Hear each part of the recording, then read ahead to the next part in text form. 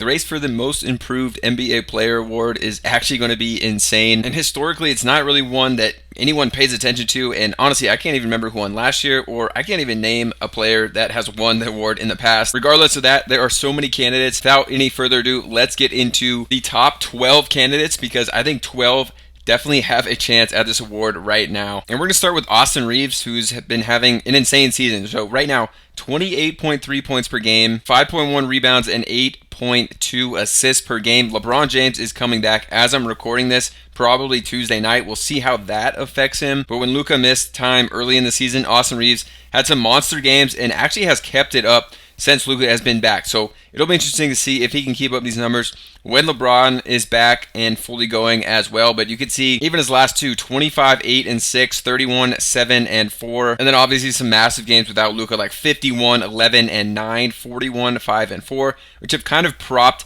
his stats up. But if he keeps up 28, 5, and 8, that definitely is a candidate for most improved player. He's coming off a season, though, where he did average 20, but also the assists are up from last year and the rebounds. So Reaves, I definitely think a top 12 candidate at least. Could be in the mix for top 10, but right now I think my 12th favorite, because I don't think he can keep up these stats versus some of the other players that I'm going to have in the top 11. Another guy where I don't know if he can keep these numbers up is AJ Mitchell. 16.3 points, 3.9 rebounds, 3.7 assists. Numbers are already starting to slip, and that's just going to happen because the minutes aren't going to be there every night. But last year, obviously didn't play that much as a rookie, just 16 minutes and 6.5 points. After an extremely hot start early in the season, he had a 26-point game. He had a 7 assist, 7 rebound game, another 20-point game, 21-point game, another 21-point game. And then the last four, he's gone for just 17, 14, 14, and 11. Mid-20s to low 30s of minutes. So we'll see how he goes moving forward. But a little bit of a slower October, averaging 14.9 points versus November, where he averaged 18.5. And again, there are so many candidates for this award. I might do some honorable mentions at the end as well, because there's a ton of guys that you think should be up for this award that just aren't right now because there's so many good players. But Benedict Mathurin, I'm going to have him up there as number 11, and it's just such a small sample size so far. We expected him to be one of the leaders for this award, but missing games early in the season really hurts him because you have to play 65 games for most improved. I did look it up before I started the video, but in just 3 games, he's averaging 29 points, 5.7 rebounds. I doubt he can keep that up, but coming off a season where he averaged 16.1, it's a massive jump. And even that first game back from the injury, he got 25 minutes and got 25 points. When he gets back to playing in the 30s of minutes, which he should be, I think he got hurt in the second game and still after 28 minutes. So if he's playing in the mid-30s of minutes, his season low is 25 in 25 minutes, 26 in 28 minutes. He could absolutely explode, and I just think it's a little too early, but he should be 100% in the mix here for the award still. Probably my biggest concern is just getting to that 65 games, since he did miss like 3.5 weeks of games. All right, next we're going to go to Kayshawn George. George had an extremely hot start to the season, has cooled off a bit, but still excellent numbers. Almost 17 points a game, 6.1 rebounds, and almost 5 assists, which is kind of slept on as well for him because he is a big small forward, 6'8". It doesn't play point guard, so gets 4.6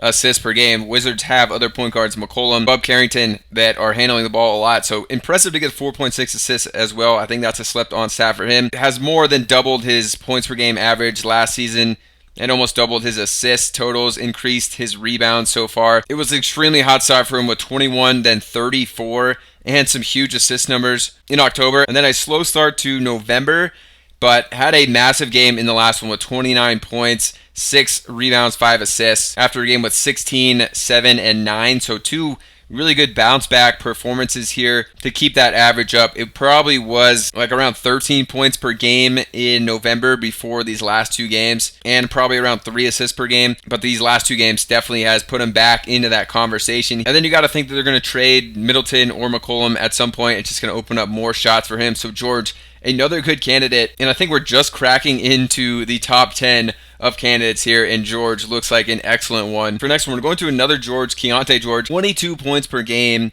7 assists.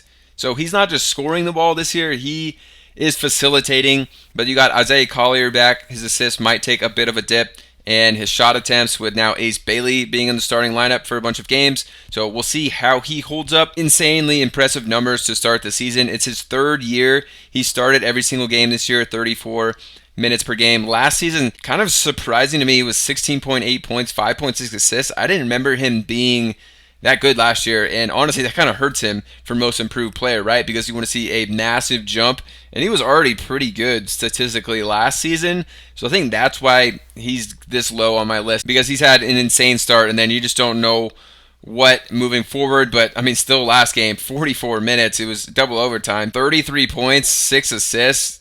Game before that, 19 and 7. So the scoring was a bit down before that outburst with 19 and then 10. But he's had some huge games, and I think a really good candidate for this award moving forward. All right, now we're going to Amen Thompson. I think a lot of people had him as the favorite for the award before the season, or close to the favorite, but hasn't seen the jump in scoring that people thought he would.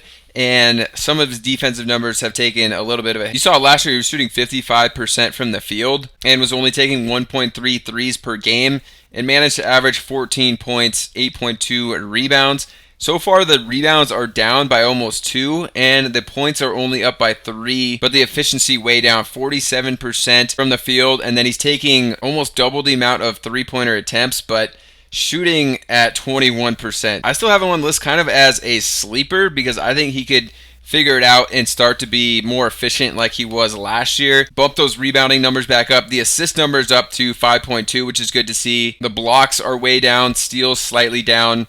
And I think a lot of people expected him to average like 21, 22 points per game, which then he would probably be in like the top 3 talking about this award now. And I think he can get there. The talk with him has always been that 3-point shot, so you need to see that start falling. 0 for 5 in his last 2 games combined. He's knocking out free throws, though, at a high percentage, which is good to see, but then just not getting to the rim as much either. Next on this list is maybe the most surprising in Jaime Jaquez Jr., because I don't think people expected a lot from him this year, but some early season injuries opened up a lot of playing time for him, and he's just not only scoring the ball super effectively, but been a monster on the rebounds and playmaking with the assists. Last year, he was down to just 20 minutes a game and only 8.6 points, which again helps him with this award because he's basically doubled his scoring output and more than doubled his assist output from 2.5 to 5.1. And he hasn't started a single game. So if we're talking 6th man of the year, he's definitely going to be a candidate as well for that right now. And you keep thinking that he's just going to slow down, but 2 games ago he had 23, 9, and 7 after some crazy early season games like 28, 4, and 5. 31, 8, and 4, and he's doing this while not really shooting threes. If you can see, he's averaging only 2.1 three-point attempts per game and hitting just 21% of them. So if he can get a 3-point shot, I mean, at least as good as he was earlier in his career, like as a rookie, 32.2, he could up his average to like 20 points a game. It'd definitely be one of the top candidates for the award. And again, I think one of the most surprising candidates here because you probably just thought he was going to play like 20 minutes or less per game this season. And the scoring and assist numbers just really came out of nowhere for him. Next, we got Jalen Johnson on the list. He has been amazing, but his numbers were pretty good last year, which is going to hurt him for this award. He was averaging 19, 5, and 10 last year. Now he's up to 22, 6, and 10. So, I mean, roughly the same number, just 3 more points per game, 1.3 more assists per game. But he has been having some monster games where he could up this points per game from 22 to around 25. And then he could definitely be the most improved player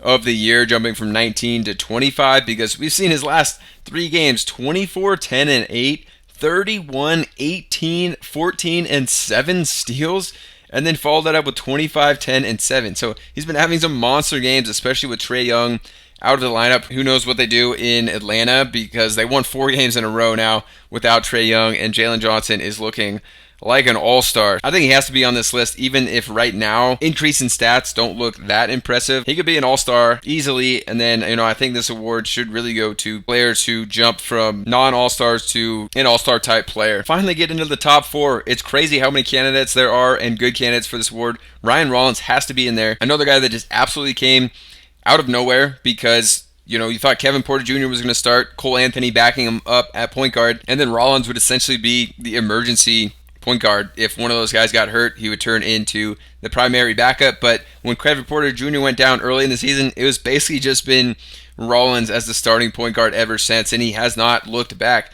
Last year, 6.2 points per game, right around 2 rebounds, 2 assists. He's up that to 17.4, almost has tripled his points per game, almost has tripled his assists to 5.3, and he's shooting 46% from 3. He's always been a good 3-point shooter. Crazy numbers, and you can see he definitely is not slowing down. Every once in a while, he'll have a dud game, which hurts his stats. Like 2 games ago, he had 10, 3, and 1.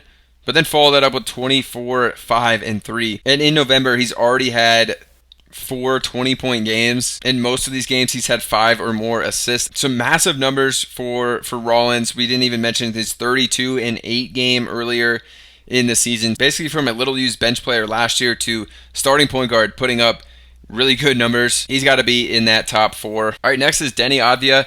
I think one of the favorites before the season for the award because he had such a strong end to last season, and he has not disappointed. Actually was kind of a slower start, if I remember correctly, for him, but has definitely picked it up as of late. So last season, 17 points, 7.3 rebounds, 3.9 assists. He's up that points per game to 26. One of the top scorers in the entire NBA right now. 4.8 assists as well for a guy that's obviously not a point guard and plays with a good point guard in Drew Holiday. So that's impressive. We can see the start to the season in October, 22.7 points per game was still good, but in November, 28.9, 3 30-point games as well already in November. So Denny has been incredible. Probably has exceeded expectations. Definitely a guy I liked a lot. Took him a lot in best ball, but I was expecting like 23 points per game this season, and he's at 26 right now. And it looks like that could possibly even go up the way he's been playing. Number 2 right now, this might be controversial to not have Giddey as the number 1 leader for most improved player, and he lost a little steam after that injury, which also caused him to miss a few games. And again, you got to play 65 games, so him missing like 3 or 4 games in there puts him at risk a little bit if he has another injury of not getting to 65 games. But the numbers have been incredible, and again, like Denny and Amen Thompson, Giddey was right up there preseason for one of the favorites for this award because he had a really strong end to last season. But you could see